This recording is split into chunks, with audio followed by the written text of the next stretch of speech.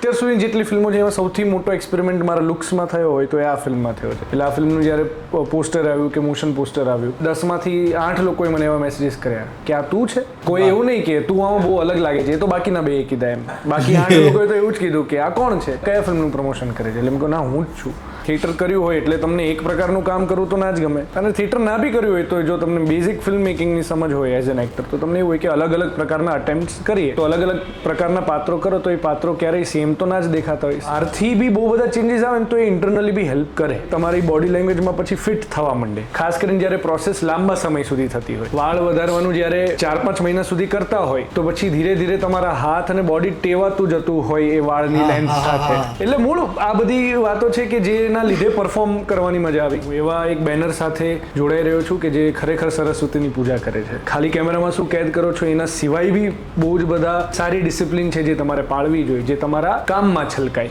અને જેમાં હું પોતે માનતો હોઉં છું. જો હજી પણ તમે અમારી ચેનલને સબસ્ક્રાઇબ નથી કરી તો પ્લીઝ તમે અમારી ચેનલને સબસ્ક્રાઇબ કરવાનું નહીં ભૂલો.